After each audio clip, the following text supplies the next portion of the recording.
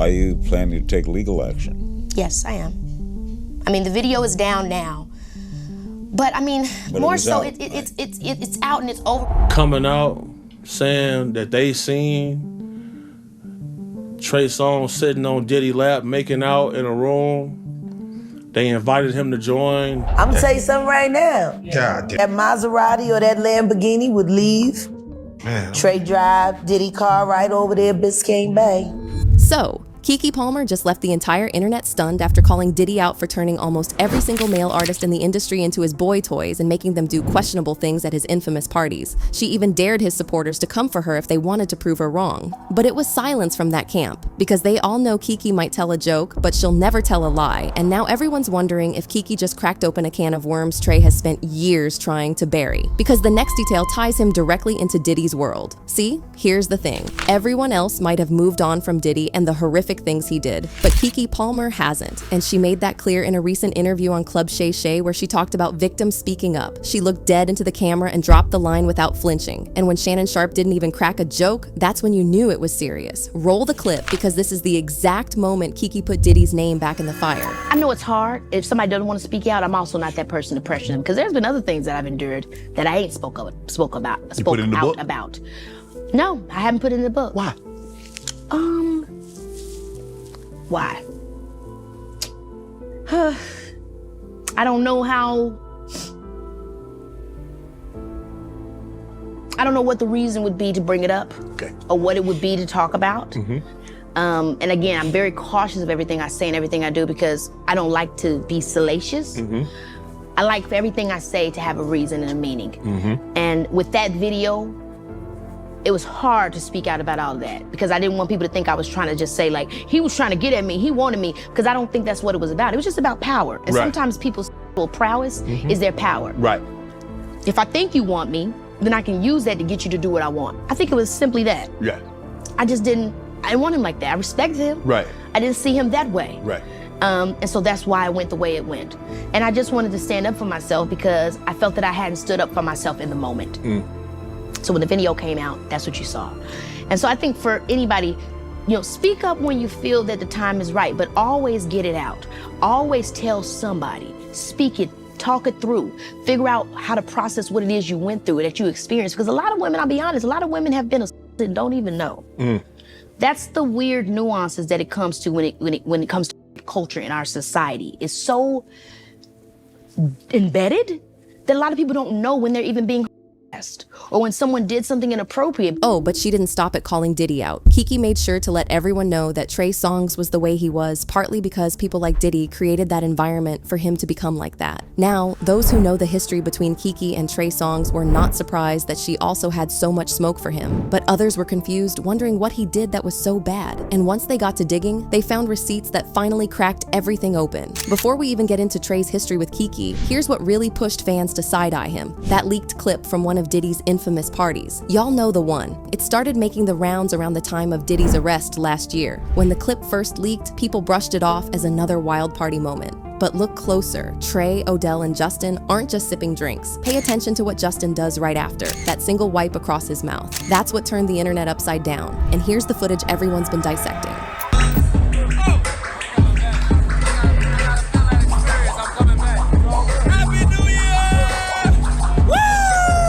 That clip, it blew up. Fans online were stringing theories together about what the video really meant. But after everything that came out in the Diddy lawsuits, it wasn't that surprising that something like that could go down at one of his parties. Famous industry whistleblower Jaguar Wright later explained that Diddy actually makes a point of setting up young male artists together and recording them for his pleasure. She even mentioned that Justin was a victim in that video because he was so much younger than everyone else at the party.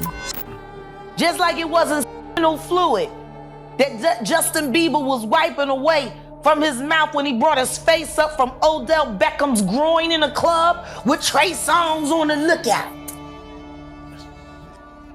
The images are there. Diddy-fied. Hashtag no Diddy. Hashtag no Diddy. And get this, the receipts line up because Justin would later talk about that period in his life. And according to him, it was a really tough period for him. He was hurting, unhappy, confused, angry, misled, misunderstood, and angry at God. Pressure of fame? Sure, maybe. but being around Diddy probably also contributed to him feeling that way. And Trey Songz was right in the thick of it the whole time. Oh, but the clip was only scratching the surface, because according to Jaguar, it was nothing compared to the other things Diddy does to young men. Now, we all heard the gory details about Diddy's affairs during his trial and all the lawsuits that came with them, the casting couch horror stories, the blackmail, the gay for pay schemes, the and spiked drinks. But according to Diddy's former bodyguard Gene Deal, Diddy wasn't doing all this just to satisfy his urges. He was doing it as a form of manipulation and control.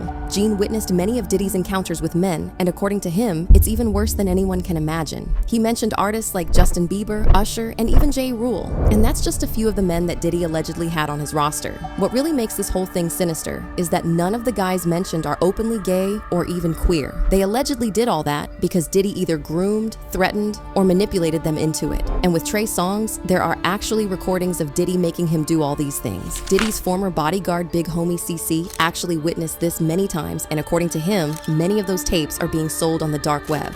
They seen Trey Songz sitting on Diddy's lap. I believe you knew Trey Songz, or?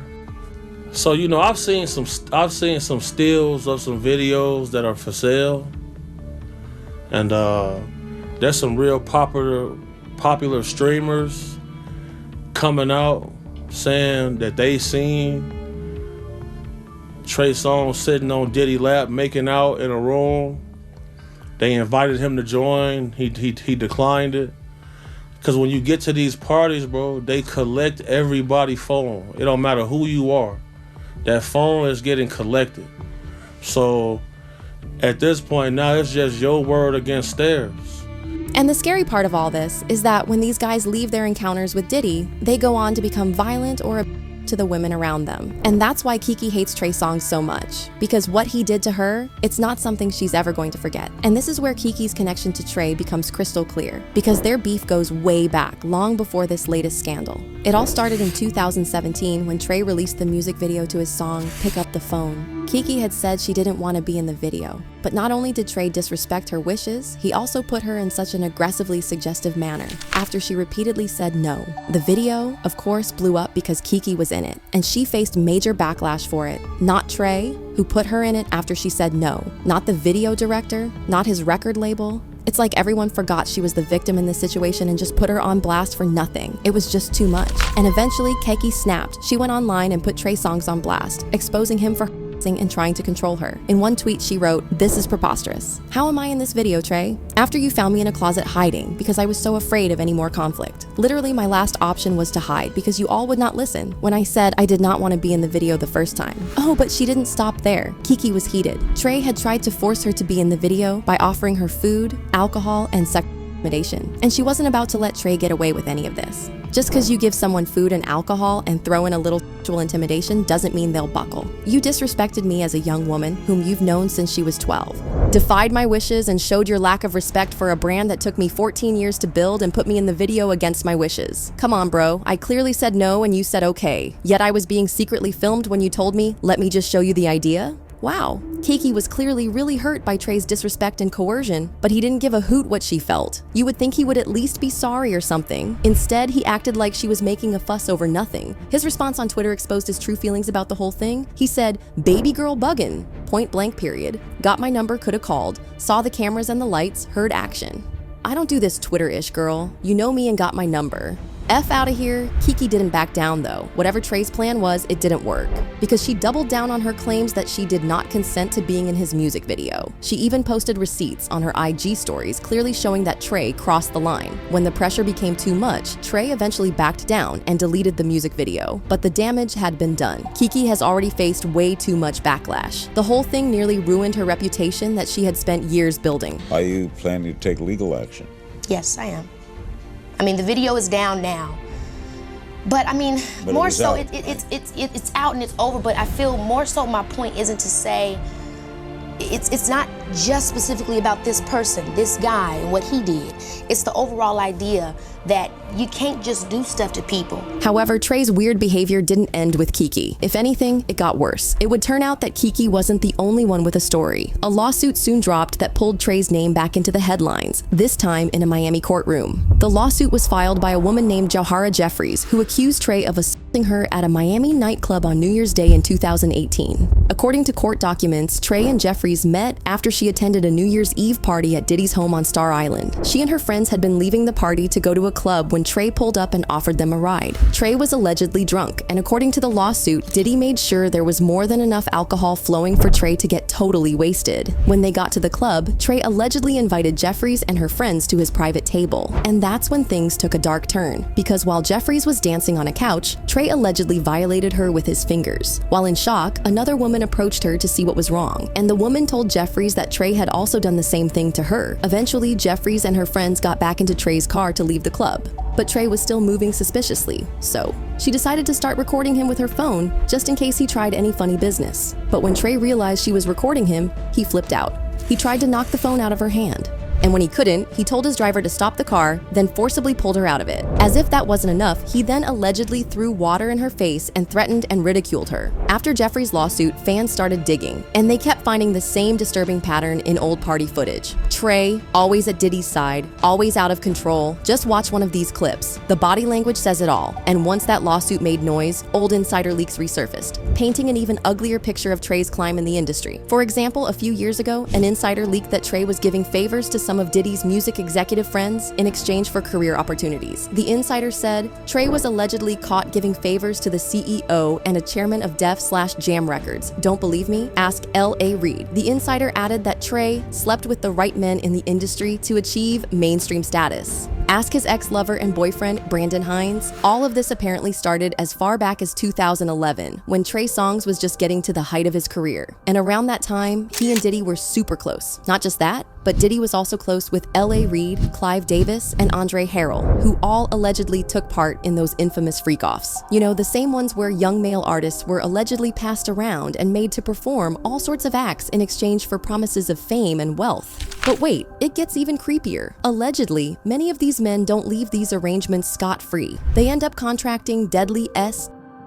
like HIV or other serious health conditions that they have to spend the rest of their lives treating. Remember how it was revealed that Craig Mack died from a few years back? Well, there's another part of that story that's not said out loud. The part where many people believe that he actually contracted the disease from one of Diddy's parties. Diddy's former bodyguard recently talked about how he wasn't surprised that Craig Mack's life ended the way it is. The way he saw it, being around Diddy for a long time usually ends in disaster, either by being forced to do things you don't want to do or having your life and career stolen from you. Like craters in his face. And then I had asked Kirk Burrows about that. Y'all say, yo, dude, man, what? You artists, y'all got the money and stuff like that? So he said he had a heart condition. So way back then, Craig was telling people he had a heart condition. So that's what people thought. I didn't know at that time that he had it. I thought it was a heart condition.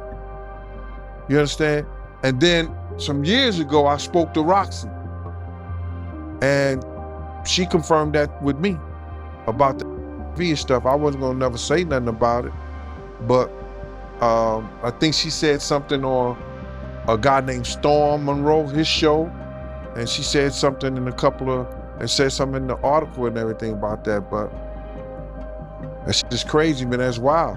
That's that lifestyle. You understand? That's that lifestyle, willing and ready to run up in anything. You understand? And these guys don't care. Anything, any and everything that look good, that don't make it good. There have even been whispers about Trey Songz allegedly catching an STD during his time with Diddy. Conspiracy? Maybe. But with all the other receipts lining up so neatly, it might be difficult for him to explain that one away. And here's the part that's really got everyone shook. Keke's not backing down. Every time Trey thinks the noise has died down, she finds a way to bring it right back to the surface. And the more she exposes, the harder it gets for Trey to keep up this image he's been selling the world. Because at this point, people aren't just looking at Diddy anymore. They're starting to question Trey himself. Was he just a victim of the environment Diddy built? Or did he lean into it, knowing exactly what he was doing? I Either way, one thing's clear. The internet's not letting this slide, and if Kiki's got more to unload, Trey might be staring down the one thing he can't run from, the truth.